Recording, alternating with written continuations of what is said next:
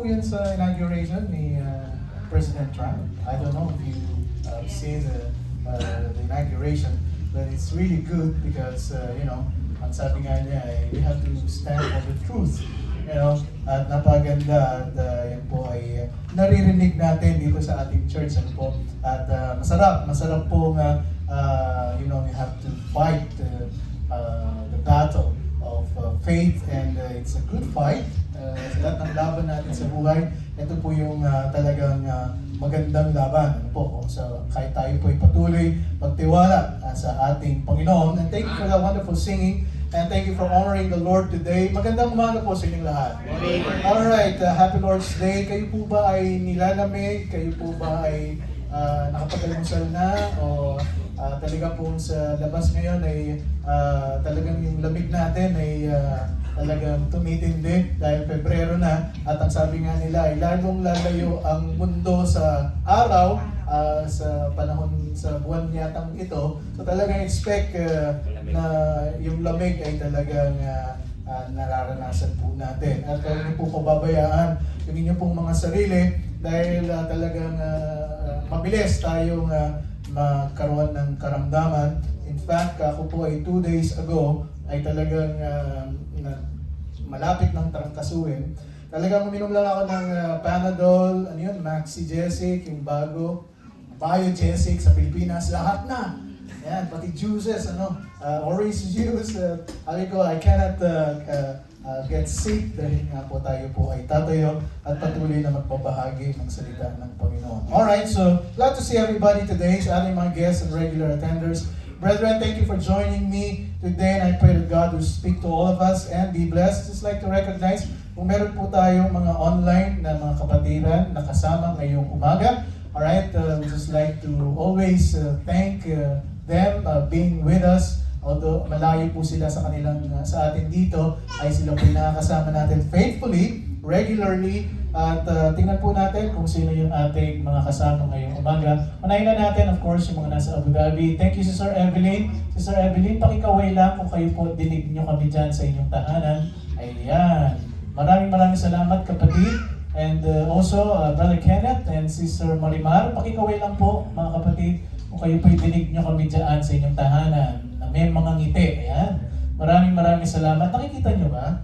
Kasi maliit yung ating screen. But anyway, alright, si Jana, si Sister Jana, thank you very much. Po kasama natin, ito po yung anak ni Sister Lucy. Ito po yung dati nating kasama dito at sa po yung nasa Pilipinas. Of course, si Kuya Jake ay hopefully siya po ay nakikinig din. Maraming salamat. We recognize you at kayo po ay lagi namin pinag-pray sa inyo pong kagalingan ng inyong pong karamdaman din. Alright, so si Nanay at saka si Tatay Erfe, we cannot see your camera yet, pero we're very thankful. Kayo po ay lagi rin namin kasama every Sunday.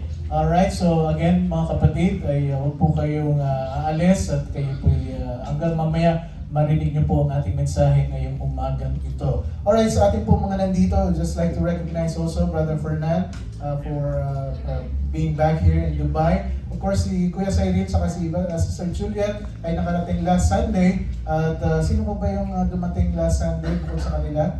Of course, si Fernand nung gabi. Alright, so everybody, kung kayo po handa na sa ating pakikinig ng salita ng Panginoon, tayo po ay magsisimula na. Are you ready to hear the Word of God? Alright, so we open our Bible, please. Romans 1:17. Romans 1:17, pakitayo lamang po at tayo po ay magbabasa ng salita ng ating Panginoon. At sabayan niyo po ako, Romans 1:17 sa ating mga online na mga kapatiran. Nasa screen po natin ang ating verse ay samahan niyo rin po kami sa pagbabasa ng salita ng Panginoon. Tayo pong lahat, Romans 1:17, ready, read. For therein is the righteousness of God revealed from faith to faith, as it is written, the just shall live by faith. Tayo pong lahat, sumukot manalangin. Heavenly Father, we thank you, Lord, sa kabila po ng lamig sa labas, ay patuloy po kayo nag-iingat po sa amin. Yung iba, meron po mga nararamdaman dahil po sa klima na ito. At we believe, Panginoon, ay patuloy po kayong naggagabay sa amin. Bigyan niyo po kami ng full recovery. At patuloy nga po kayo mag-ingat sa amin because later on, we're going to have our Sports Olympics in a park. And we pray na kayo nga po ang patuloy magbigay ng magandang kalusugan sa amin. Maraming salamat sa pagkakataong ito that the Holy Spirit speak to us now as we study your word. Ito po dalangin namin sa pangalan ni Jesus, and all the people will say, Amen. You may be seated. Thank you very much.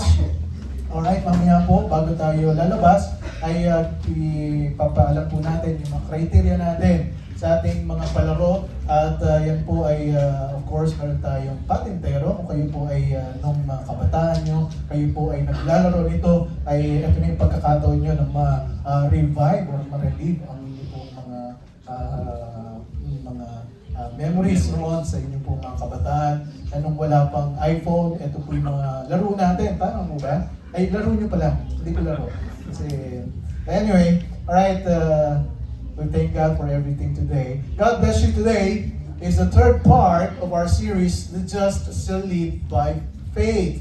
And I want to talk to you about living faith today. Gusto natin pag-usapan ngayon yung buhay na pananampalataya that we've been talking about ever since we started this. You know, brethren, a person is genuinely saved, a person who is a real believer, a person who received Christ as his Lord and personal Savior is a person of living faith. Tayo po ay tao na kung saan ay merong buhay na pananampalataya. The last 2 Sundays, we looked at a portion of Scripture on the subject of dead faith in James 2:20, verse 26. And let me read it to you, verse 20, as we expounded it the last 2 Sundays. Sabi ng James 2:20, the Bible says, But wilt thou know, O vain man, that faith without work is dead? Ang pananampalatayang walang gawa ay patay. You know, and as any faithful pastor would want to warn his people about the reality of non-saving faith, na mga pastor na kailangan talaga po ito po yung pinapaalalahanan, winawarningan, ang isang kaligtasan na hindi naman tunay. You know, so James has this desire as well. At clearly, makikita po natin dito ang tunay na ligtas at ang hindi tunay. And what did James said in James 1:22? But be ye doers of the word. Sabi niya, kayo dapat ay tagagawa ng salita and not hearers only. Hindi lang kayo tagapakinig. And sabi niya, you're just deceiving your own selves. Kung tayo pa'y nakikinig lang ng nakikinig pero wala namang kita sa ating mga buhay, sabi niya, you're just fooling ourselves. Paglabas natin dito, pagkatapos ng service, ay walang pagbabago. There's no transformation in our lives. We're just fooling ourselves, mga kapatid. That means to say, whatever has happened in your life, ano man ang nangyari sa buhay mo, nung ikaw ay naligtas, should produce obedience to Scripture. Nung ikaw ay tinanggap mo si Kristo bilang sarili mong Diyos tagapagligtas, ay merong resulta, merong bunga na kung saan ay sumusunod ka. Ikaw ay merong aksyon, merong aplikasyon, not just hearers only. You're just deceiving your own self. You know, in other words, don't be under the illusion that because you hear truth, you know, magaling yung aming pastor, you know, he preach well, and your mind affirms truth. Totoo naman ang sinasabi ng aming pastor, you know, that is enough. No. What is enough is when you begin to produce truth in your living. Ang katunayan niyan, ang maganda ay yung naririnig, ay ito po yung naipapakita po natin. Ito po yung nagkakaroon tayo ng sabihin natin yung bunga. Those are the works that James has in mind here in chapter 2. Faith, says James, without a corresponding change of life. Kung walang pagbabago sa buhay, mga kapatid, walang transformation sa ating buhay bilang isang Kristiyano, walang produkto, there's no evidence. And therefore, this salvation is not real. Kung wala namang pagbabago, kung walang kita sa buhay po natin, ang kaligtasan na sinasabi mo, ang pananampalatayang meron ka, ay hindi tunay.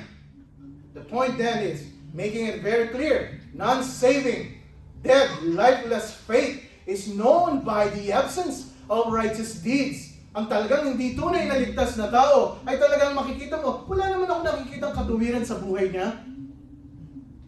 You know, yes, literally, faith is invisible. Ang pananampalataya, hindi naman talaga natin kita. You can tell me you have faith. Lahat ng tao, nagsasabi naman, ako yung may pananampalataya, pastor. You know, ako naman yung may pananampalataya sa Pilipinas pa nga. Ganito ang ginagawa ko nung ako'y nandoon. But I cannot see that faith unless you show me that faith. You know, paano ko makikita yung pananampalataya kung wala namang kita ngayon sa buhay mo? You know, And you cannot show me that faith unless you show it to me in a transformed life. Kaya nga maraming tao ayaw maniwala sa ating pananampalataya. It's because hindi kita sa ating buhay ang pagbabago. It is not enough to say you have faith. That proves nothing. Kahit na araw-araw tayo magkasama at sinasabi mo sa akin, may pananampalataya, pero wala namang pagbabago. That proves nothing, mga kapatid. That's a merely an affirmation. It may or may not be true. Faith in a sense is like the wind, the electricity, and the radio effects. Hindi natin kita, you cannot see it, but you only see, feel, and appreciate its effects. Merong epekto sa buhay. Yung iyong pananampalatayang sinasabi, merong epekto. Nakikita, it shows. Faith is not known to be real until it's evident in action, deeds, and in doing. Kailangan po yan merong aplikasyon. Now, that's exactly what James is after in this text. Kaya nga, last Sundays, in verse 14 to 20, nakita natin yung pag-describe nyo ng dead faith, ang patay na pananampalataya. Sabi niya, there are three characteristics of a dead faith. Number one, an empty confession. Puro lang tayo salita, puro lang tayo sa bibig nanggagaling yung sinasabi nating pananampalataya, but there's no action. James 2:14, what does it profit, my brethren, though a man may say he hath faith and have not works? Can faith save him? Technically speaking, sabi niya, sinasabi mong laging may pananampalataya ka, pero wala naman ako nakikitang aksyon. That faith is an empty confession. It's a faith without a product. It's a man who simply says and never does. Lagi natin sinasabi, pananampalataya ako, mahal ko ang Panginoon, at ako'y isang Kristiyano, pero wala naman tayong nakikita. It is a claim without verification. There are no works. Sabi nga ng marami, ayan na naman si pastor na may personal and everything. Pare-pareho lang tayo, mga kapatid. Bago ko i-preach po sa inyo ito, ako po mismo ang tinatamaan. There should be a change in my life first before I can teach all this. There's no patient endurance in trials. There's no true holiness, purity, and humility, and open reception of God's truth. There's no godly compassion, there's no brotherly love, there's no abstinence from worldly things. This is a dead faith, it's an empty confession. Masarap tayo magsalita, magaling tayo magsalita about the Bible and everything, but it doesn't show even in our actions. Hebrews 6:9, but beloved, we are persuaded better things of you. Sabi niya, kami nga nag-expect sa inyo dahil sinasabi niyo kayo mananampalataya. And things that accompany salvation, na sinasabi mo ikaw ay ligtas, ay meron niyang mga kasama. Kung sinasabi mo ikaw ay ligtas, kitang-kita yan sa buhay mo. Though we don't speak, tayo talagang nagsasalita, nalang nagsasalita. Matthew 7:20, wherefore by their fruits you shall know them. Marami kasing tao, paano mo malalaman ng isang tao ay ligtas? Ang sabi ng Biblia, you will know them by their fruits. Sa kanilang bunga, the way na magsalita sila, the way na kumilos sila. Talking about false prophets here, false believers, false ministers, false Christianity. Sabi niya, not everyone that saith unto me, Lord, Lord. Sabi niya, iligtas na tao nga ito. But he that doeth the will of my Father, which is in heaven. Kung sino lang gumagawa ng kalooban ng ating Ama sa langit, ang sabi niya, ay sila po ang mag-enter in the kingdom of heaven. Let me also be clear here, mga minamahal, mga kapatid. It says, he that doeth the will of my Father.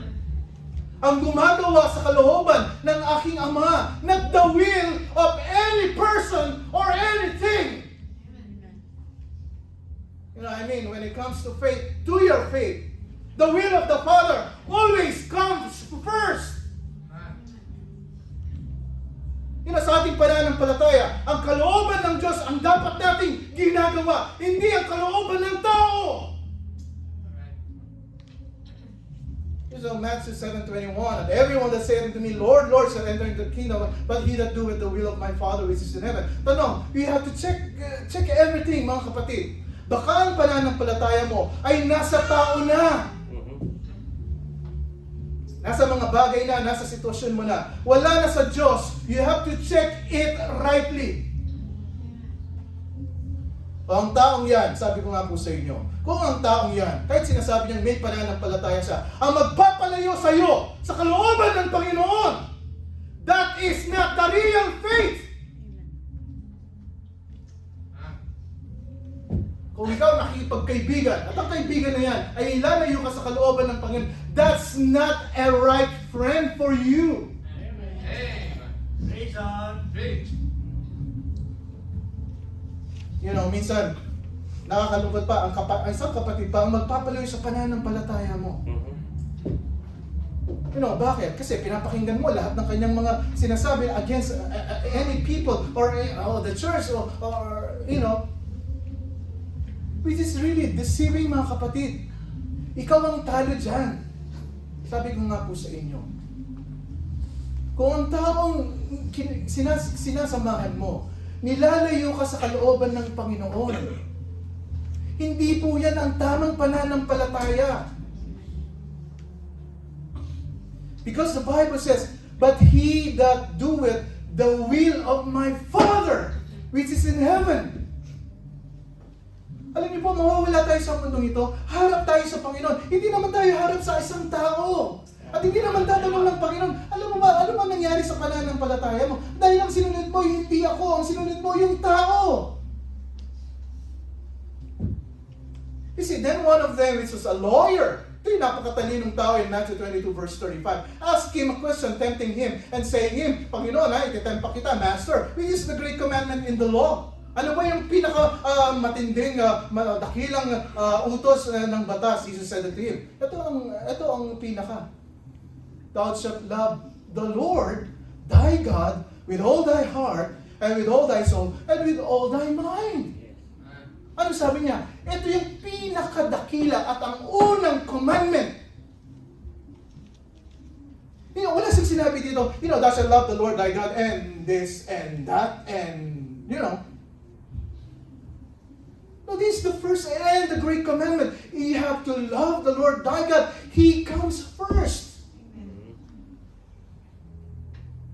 Ano sabi ng Matthew 7:22? You know, many will say to me that they, Lord, have we not prophesied in thy name? Hindi ba nga tinuruan nga kami na mag-prophesy, you know, and in thy name cast out devils, and in thy name done many wonderful works. Ako ngayon, napakagaling na mga awit na ako'y talagang tinrain and everything. Anong sabi ng Panginoon? Then I will profess unto them.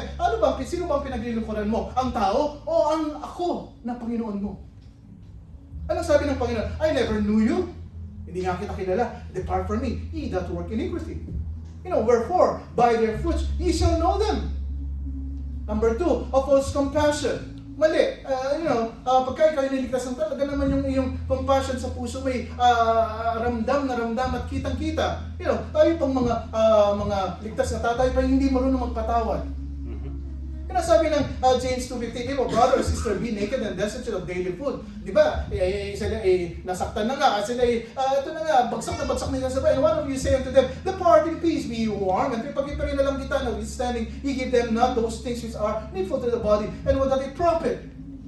You know, tayo mismo, hindi natin siya mapatawad. Kaya nga, pinatawad ng Panginoon. Bakit tayo ayaw natin magpatawad? Ano sabi ng Panginoon? It's just a false confession. False confession. What good is that kind of faith that knows no compassion? No, don't tell me that's a saving faith. In saving faith, there is a change of nature. Kaya ano sabi sa 2 Corinthians 5:17, if any man be in Christ, he's a new creature. All things have passed away. Behold, all things are become new. Bakit ba nakatutok tayo sa mga old things ng buhay natin? Kaysa sa old things na binigay sa atin ng Panginoon. In saving faith, you understand clearly the love one another principle in the Bible. Pagkaligtas ka, naiintindihan mo yung love one another principle in the Bible. You know, in Matthew 22:39, and the second is like unto it. There's the first and great commandment. Ito yung pangalawa, thou shalt love thy neighbor as thyself. On these two commandments, hang all the law and the prophets. Ito lang, okay, ito yung gawin natin. Mahalin mo ang Diyos, tapos mahalin mo ang kapwa. And hang all the law and the prophets. Anong sinabi ng James 2:17? Even so faith, if it at that works, is dead, being alone. You know, sinasabi mo, ikaw ay may pananampalataya, mahal mo ang Diyos, mahal mo ang kapwa mo. Pero wala ka namang kita sa nakikitang pagmamahal sa Diyos at pagmamahal sa kapwa. You know, yeah, man may say, thou hast faith and I have works. Show me thy faith without thy works, and I will show thee my faith by my works. You know, sasabihin, ipapakita ko sa iyo ang pananampalataya ko sa mga ginagawa ko. Genuine faith has evidence. a shallow conviction. James 2:19. Thou believest that there is one God, but thou doest well. The devils also believe and tremble. Wala naman tayong pagkakaiba. Ang diablo ay naniniwala din. At hindi lang siya nanginginig pa. Anong pinagkaiba? At best, sabi nga ni James dito, a very strong statement. A false faith is demon faith. May dalawang pananampalataya. Demon faith at saka saving faith. Nasaan ka dun? A demon faith is not a saving faith. It is traditional. It is generally accepted rules or beliefs of a religion made by human philosophy or practice controlled by the devil. The demons have a very established orthodox eschatology. Alam nila yung mga, marami silang alam, matalino sila sa salita ng Panginoon. Alam nila yung mga panahon na mangyayari because sabi ng Matthew 8:28, and behold, they cried out saying, what are we to do with Jesus, the Son of God? Kilala namin ang anak ng Diyos, si Jesus Christ. At ang sabi pa niya, art thou come hither to torment us before the time? Kasi alam nila ang mangyayari sa kanila. The time will come, they were doomed to that lake of fire. Sabi niya, wala pa naman yung time na yan. Bakit ngayon pa lang tinutorment mo na kami? They understand the work of the church. They understand the work of the church. Kaya kaya nila tayong paikutin. Kaya tayong pag-awayan. Everything. They are all orthodox as we have been seeing. They know the truth, yeah. They believe the truth. But they tremble. Sila po'y nanginginig. They shudder. They don't love the truth actually. They don't love righteousness. They don't love God. They don't love purity and love of holiness. They love everything rotten, everything evil. It just doesn't say the demon faith. At best, just being orthodox is not better than demon faith. James 2:20, what wilt thou, O vain man? Thou faith without work is dead. This is dead faith. No spiritual life. No true love of God. No love of holiness. No pursuit of holiness, godliness, and righteousness. Hindi mo nga inaasam na maalam ang salita ng Panginoon. Mas napakatagal mo pa sa Facebook mo kaysa sa pagbabasa mo ng salita ng Panginoon. There's a lack of real transformation. Now, in verse 21 to 26, we have the contrast of living faith. Review lang po yun. Read. Kasi inaantok na naman kayo. Babaguhin lang. Okay, let's look at verse 21 to 26. The contrast of living faith. Ano sabi ng James 2:21? Was not Abraham, our father, justified by works when he had offered Isaac his son upon the altar? Seest thou how faith wrought with his works, and by works was faith made perfect? And the scripture was fulfilled. It said, Abraham believed God, and it was imputed unto him for righteousness, and he was called the friend of God. You see then how that by works a man is justified, and that by faith only.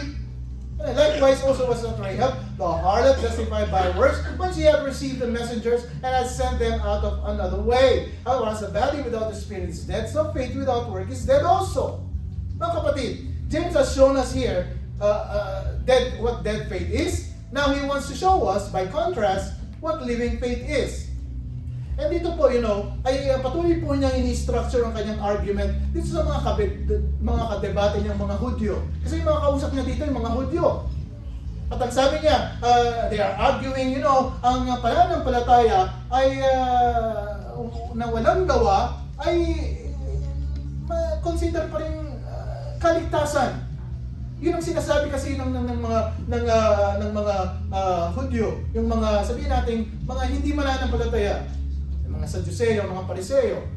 They always saying na hindi mo na kailangan ng works, pananampalataya ay pwede na. That's really behind this. Lahat naman tayo ay kailangan ng pananampalataya. Maraming magsasabi, we all need is faith. Lahat naman tayo pwede magsabi niyan. And all there need to be is grace. Alam naman natin na merong biyaya. And it doesn't have to show up in our lives. Basta ako may pananampalataya, kahit na wala akong gawa, that's fine, I am saved. Ito yung mga nilalaban nila, it's not by works. disregard natin yung mga words. Tinuturo naman natin sa atin na ang tao ay maliligtas by faith and by grace alone, in Christ alone, and everything. Yung gawa ay huwag na natin pag-usapan. And boy, we are out of legalism, in doing our thing. Faith is enough. Faith is enough. And so James structures his argument against that kind of thinking. No, faith alone is enough. And if there's nothing ever produced in your life, it really doesn't matter. Total naman, ligtas na ako eh. Hindi naman kailangan ako'y nasa church lagi every Sunday. Hindi naman kailangan ako'y nagba-Bible reading every day. Hindi naman kailangan ako'y nagpe-pray every day. Ligtas na naman ako eh. Simply a matter of believing. Di ba? Yan nga ang tinuturo na. Salvation is nothing more than forensic. Para very simple, para lang makita na ganito. And justification is nothing more than God saying, you're justified. Doesn't necessarily include a transformed life. Kanya-kanya namang, sabi nga natin, kanya-kanya namang buhay yan. Walang pakialaman, walang everything. That's a foreign to Scripture. Totoo lang. Wala kang makikita sa Biblia na sinasabi, okay, may pananampalataya ka, that's fine. Wala ka nang gagawin. Pananampalataya na ng pag-uusapan natin. Wala ka nang ipapakita, hindi ka nagigising ng umaga. Manampalataya ka na lang lagi. Pero, mga kapatid, wala pong tinuturo sa Biblia. Ang pananampalataya lang. Ang kailangan meron tayo. It is really foreign to the Scripture. At kung ganyan ang iyong paniniwala sa iyong bilang pagiging Kristiyano, ay check mo mabuti. Not to make this point what really constitutes living faith. He uses here 3 illustrations. Kung paano binigyan tayo ng 3 illustrations about dead faith, ngayon bibigyan tayo ng 3 illustrations about this living faith. Let's start. Number 1, Abraham. Number 1 is Abraham. And this goes from verse 21 to 24. Ang sabi ng verse 21, was not Abraham, our father, justified by works when he had offered Isaac, his son, upon the altar? Ang sabi niya, okay, alright, naku, ayan na. Meron na tayong atake dito sa verse na ito. Sinasabi mo, Pastor, justified by faith. At bakit ngayon? Sinasabi natin, Abraham, our father, justified by works. Ano ba talaga, kuya? By faith ba? O by works? Let's take it carefully. I want to understand what James is saying here. Was not Abraham our father? Ito pa nga lang sinatawag natin si Abraham. Ba't tayo mga hentil? Bakit tayo sinasama? Our father? Si Abraham ba? Father din natin?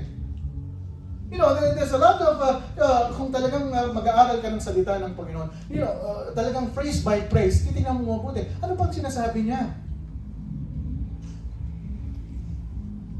In a Jewish sense, ang kausap po kasi ni James dito ay mga Hudyo.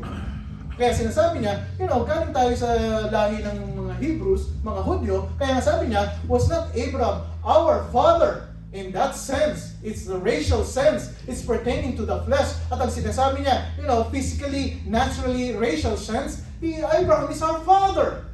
Kaya sabi niya, ang tanong niya sa mga kausap niya doon, was not Abraham our father? Kaya kailangan maintindihan po natin ito.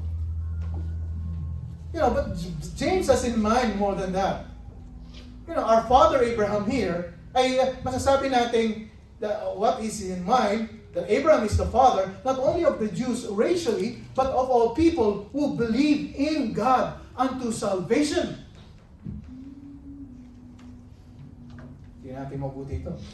Whether they are Jew or Gentile. In a sense, the father of all the faithful, of those who believe.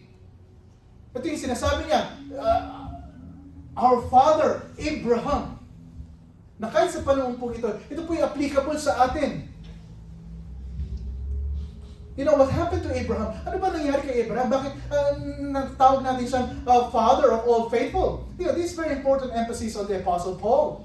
Wants us to understand in writing the epistle, even in the Galatians. Kaya ang sabi ng Galatians 3:7, ang sabi ni Pablo, know ye therefore that David's are of faith, the same are the what? The children of Abraham. Ang tayo mga mananampalataya, sabi niya, ay tayo rin ay pareho, children of Abraham.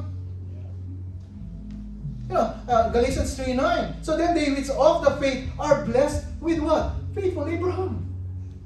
Kung titingnan niyo pong mabuti, yung kanyang pagkasabi na, did you hear our father Abraham? Hindi lang po naisulat siya ng basta-basta. Yan po yung merong ibig sabihin.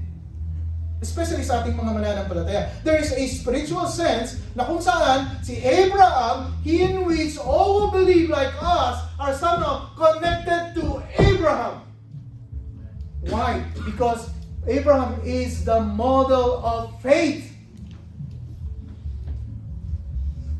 And we sort of follow that model. He's the classic illustration of saving faith. In that sense, Abraham is the father of the faithful.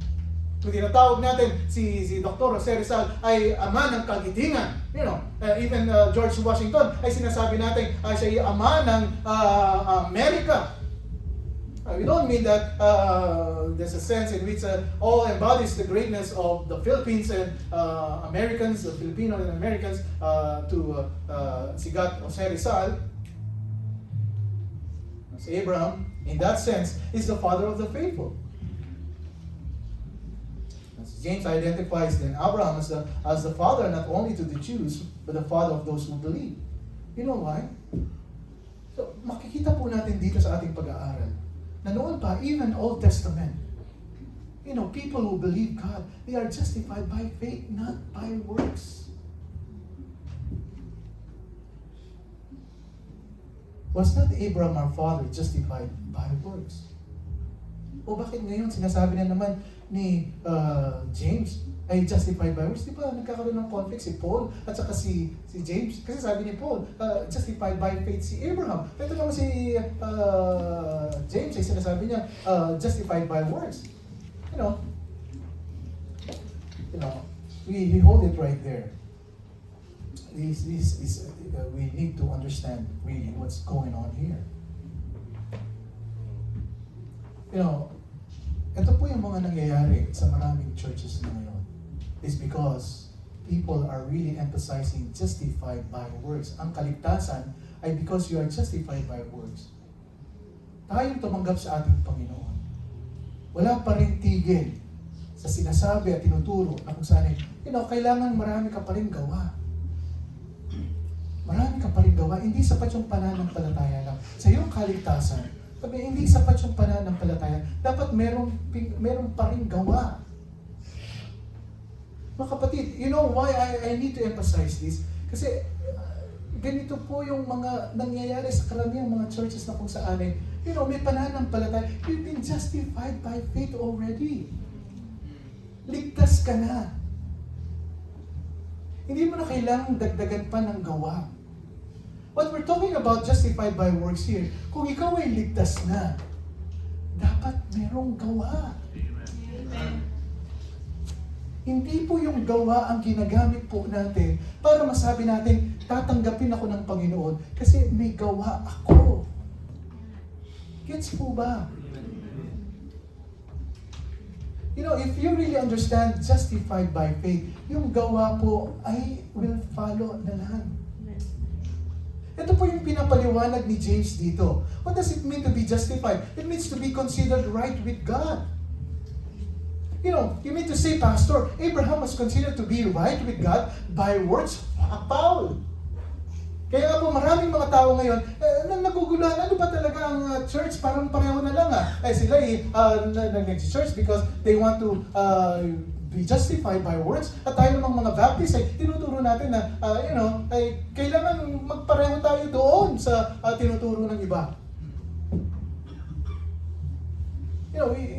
We have to really see the difference here. In Romans chapter 4, ito na nga yun, sabi niya, para maintindihan yung lahat. Ito yung sinasabi ni Romans chapter 4. Ito yung sinasabi ni Paul. Romans 1, what shall we say then? That Abraham our father. Even si Paul, ang sabi niya, Abraham our father. Hindi lang si James ang nagsasabing, Abraham is our father. Even Paul says to the Romans, what shall we say then, Abraham our father, as pertaining to the flesh as found? Ano ba yung nakita niya? Ano ba yung natagpuan niya? For that Abraham were justified by works, he hath whereof to glory, but not before God. Now wait a minute. Kanina sabi natin, si James Abraham is justified by works. Ito naman si Paul, Abraham was justified by works. He would have something to glory of, but not before God. Tignan mabuti. Oh, what does the scripture say? Ano sabi ng verse 3? Or what said the scripture? Abraham what? Tulungan niyo ako mga kapatid. Abraham what? Believe God! Ano sabi niya? And it was counted unto him for righteousness. Ang sabi niya, bago siya kinount as righteousness, nanampalataya siya. Now unto him that worketh in the reward, not reckon of grace, but of debt. Ang sabi niya, okay, kung consider natin ay ang tao ay maliligtas dahil sa gawa, sabi niya, hindi na biyaya yan. Kung hindi, sabi niya, utang natin yan. Binabayaran natin yung kaligtasan ng binigay sa atin ng Panginoon. You know, Romans 5, but to him that worketh not, but believeth on him that justified the ungodly. Ano sabi niya? Sino man ang manampalataya ka? His faith counted for righteousness. Ano sabi ng Romans 4:6? You know, hindi lang si Abraham. Even as David. As David also described the blessedness of the man unto whom God, what? Imputed righteousness without what? Without works. Saying, blessed are they whose iniquities are forgiven and whose sins are covered. Kapatid, sabi ko nga po sa inyo, nung tinanggap mo si Kristo bilang sarili mong Diyos tagapagligtas, kung totohanan kang nagsisi ng iyong kasalanan, ano sabi ng Biblia? Your sins were forgiven. And your sins are covered. Wala kang pwedeng idagdag na gawa dyan. It is all by the grace of God. Ngayon, kung ituturo natin dito, okay, hindi sapat yan. Kailangan natin dagdagan ng gawa. Mali na tayo dyan. Maling pagtuturo na po yan. What we are trying to emphasize here, mga kapatid, maintindihan mo na pumupunta ka dito sa Bible Baptist Church, Dubai, Emirates, kasi naintindihan mo yung kaligtasan mo. You see, I'm not standing here wasting time, wasting all my energy just to teach you a different teaching from the Bible.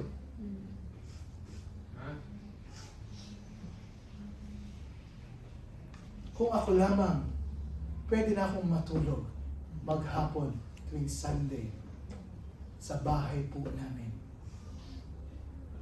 I talk to God every day. Lord, ano ba talaga ang gusto mong ipakita sa amin? Ano ba talaga gusto ituro mo sa amin dito? We are only how many? Against a lot of churches, they are hundreds. They are others are 500s. There are 600s. What will happen to us?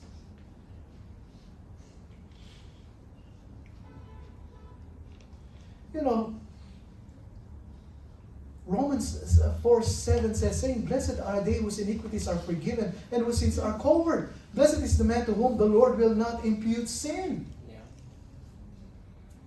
You know, and verse 4:9, comment this blessedness then upon the circumcision only? Sa mga Hudyo lamang ba ito? Or upon the uncircumcision also? For we say that faith is reckoned to Abraham for righteousness. You know, verse 17, as it is written, I have made thee a father of many nations before him whom we believe, even God. Ang sabi niya, who quickened the dead and called those things which be not as though they were, who against hope believe in hope, that he might become the father of many nations, according to the is spoken, so shall thy seed be. Ano sabi niya? And being not weak in faith.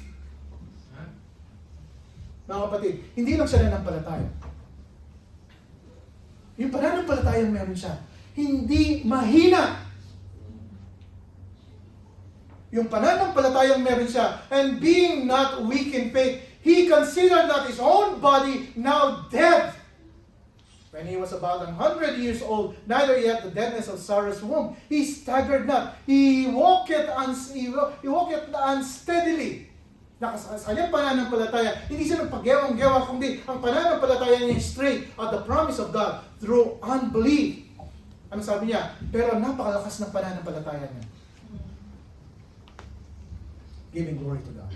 You know, imagine, Abraham, nung panahon na yun, wala namang mga tower, wala namang Burj Khalifa, wala namang Dubai Mall, wala namang AC sa loob ng bahay. No, if you're going to study mga unang mananampalataya, I've checked, I don't know, Brother Alan, William Tyndale, na pinakita sa isang video kung saan siya naikulong. Nasa isang napakaliit na room lang siya. Na isa lang yung bintana. Habang sabi nila, tinatranslate yung Bible from Hebrew to English. Pagka-winter, sabi niya talagang nanginginig siya. Sumulat siya sa kanilang sa tagabantay doon. Sabi niya, kahit man lang sabi niya cap yung sombrero lang. Kasi yung cap na meron ako napakanipis.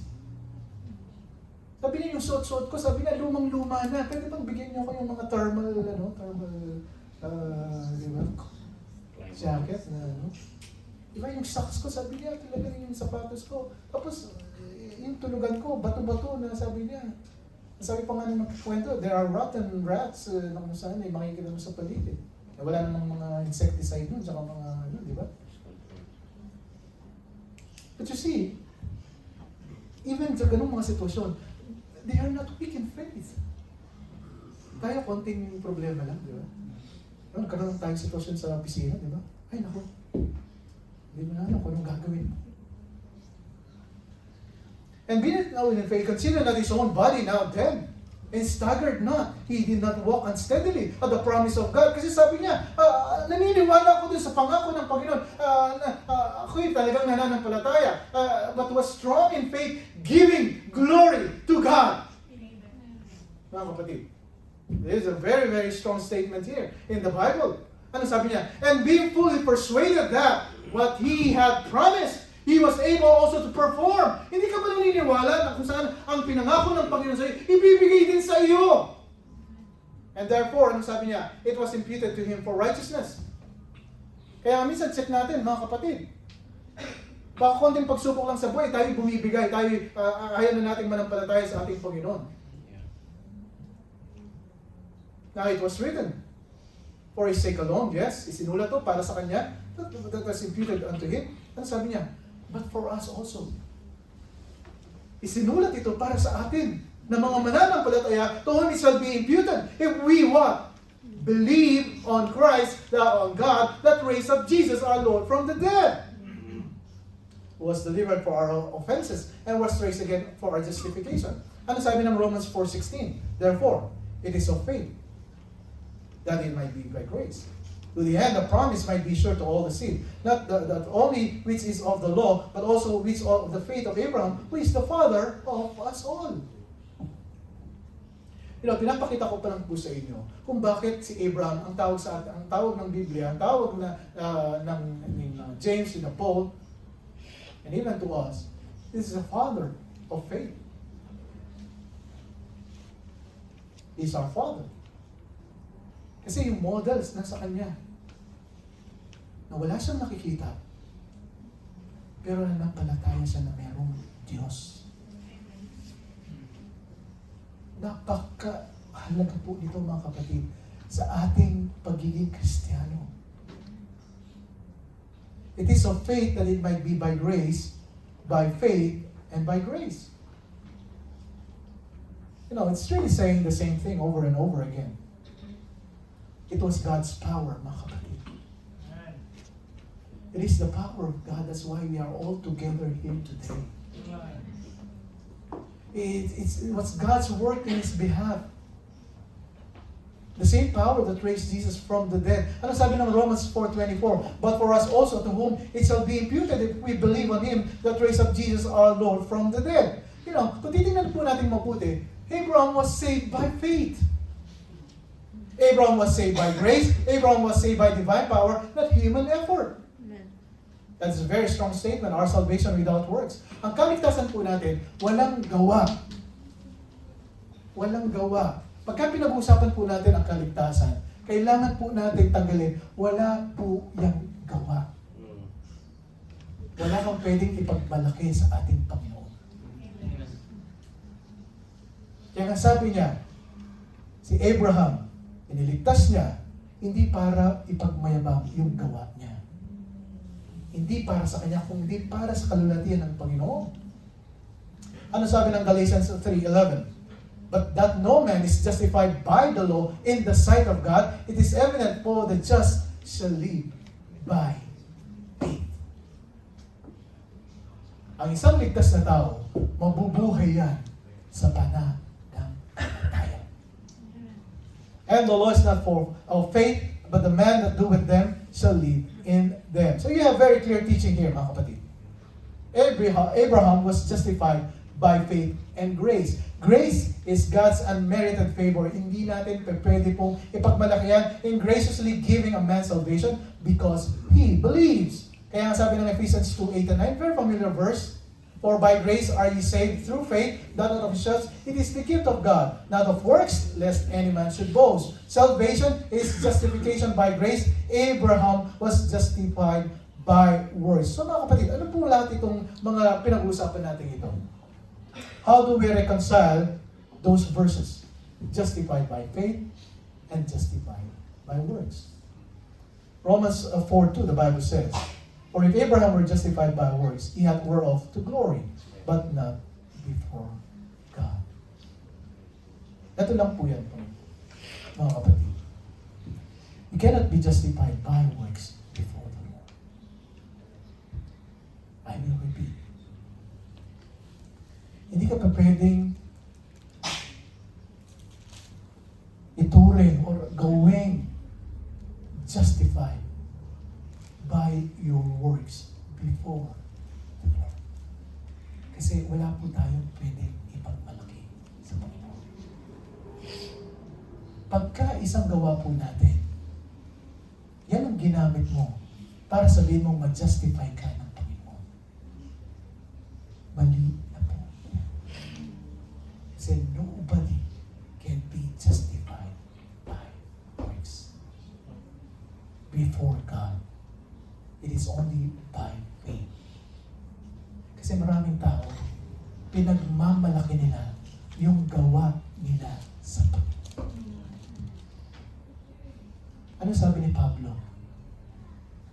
Hindi ko nga pwedeng ipagmalaki kahit na anong paghihirap sakripisyo ko sa Panginoon. You cannot be justified by works.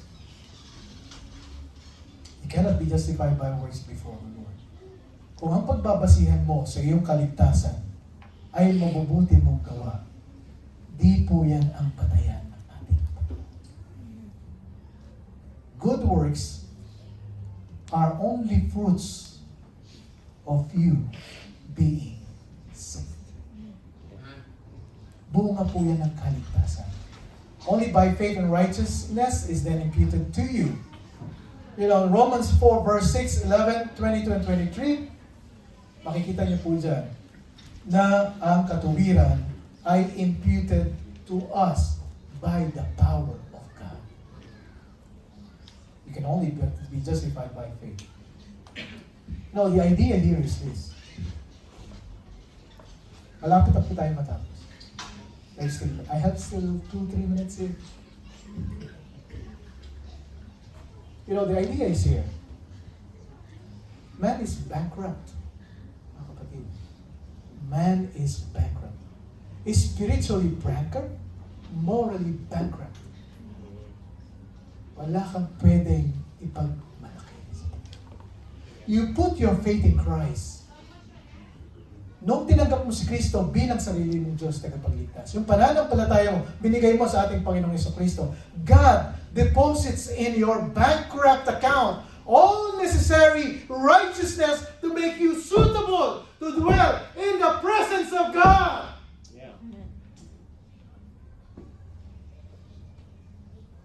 You know, it's only the righteousness of God. It's not ours. It's not ours. Romans 4:3, for what saith the scripture, Abraham believed God and it was counted unto him for righteousness. And he believed in the Lord and he counted it to him for righteousness. Genesis 15:6. Isaiah 61 verse 10, I will greatly rejoice in the Lord, my soul shall be joyful in my God, for He hath clothed me with the garments of salvation. Ang nakikita niya sa akin, yung kaligtasan pinagkaloob niya sa akin, hindi yung aking mabubuting gawa. Yet cover me with a robe of righteousness as a bridegroom decketh himself with ornaments, and as a bride adorneth herself with her jewels. Mga kapatid, what I'm trying to say here is this. Kung talagang ligtas ka, yung mga mabubuting gawa, susunod po yan. Manampalataya ka muna sa Panginoon bago yung gawa mo. Kasi kung ang gawa mo ang mauuna dyan, isa lang ang hindi mo magawa, mapafrustrate ka dyan at madidisappoint ka dyan at hindi ka na magpapatuloy sa iyong pananampalataya. Yeah.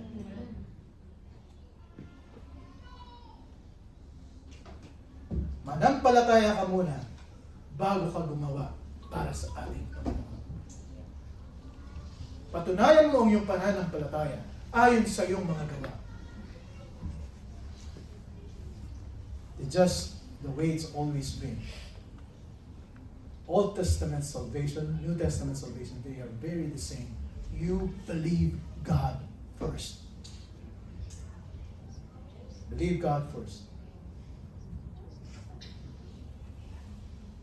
As I close here, there are two statements that I put there. Yung last. Listen to this.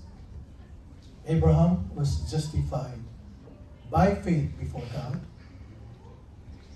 but he was justified by works before God. Yung gawa, marami kasing tao, akala ko may pananampalataya ka. Ito, hindi ko lang kita. Pakita natin na tayo po'y tunay na mananampalataya before men. Wala kang kailangan i-prove sa Panginoon. Because you are being justified by faith. And you don't have to, make things just, God, accept me, everything. But you are being justified already. You've been covered by sins. Pero tayo bilang mananampalataya, ano man po ang maging sitwasyon natin dito sa buhay, we will continue to show the works na mapakita natin sa maraming tao na tayo yung mga tunay na mananampalataya. Romans, the last verse.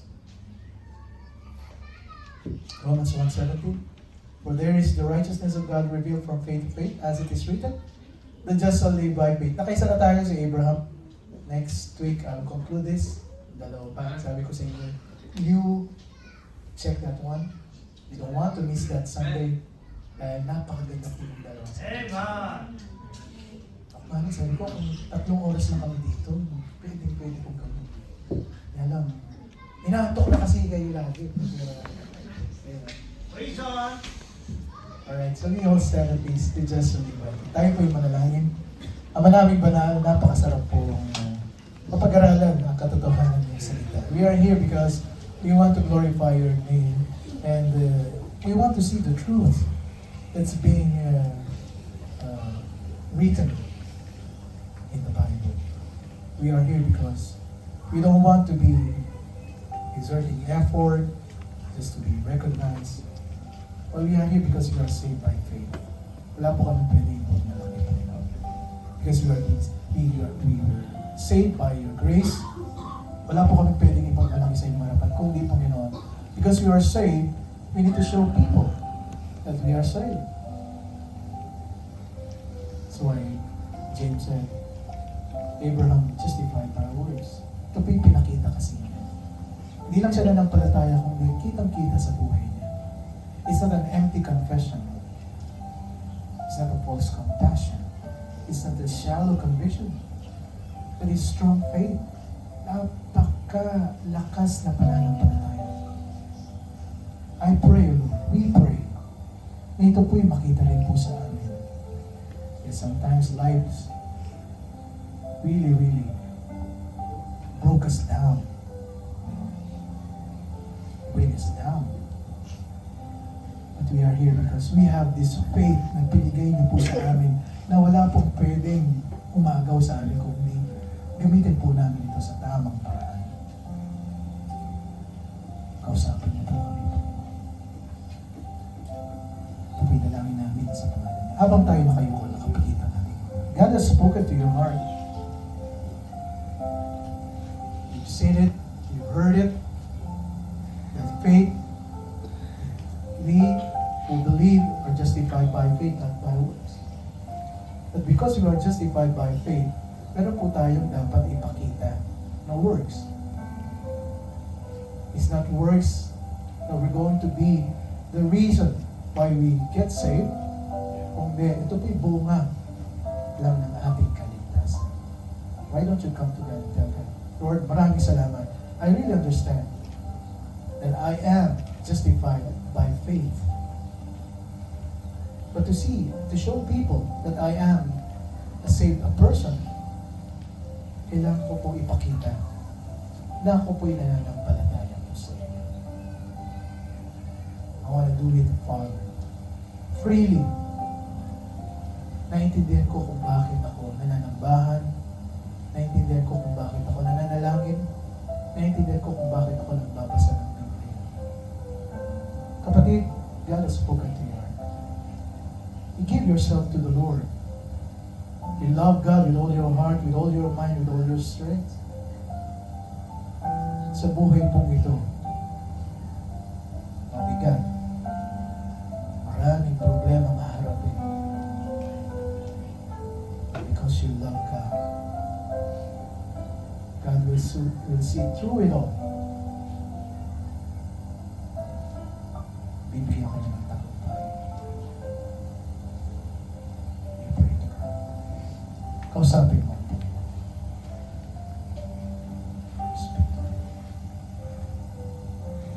Let's find a partner. Tayo po'y mananalangin sa bawat isa.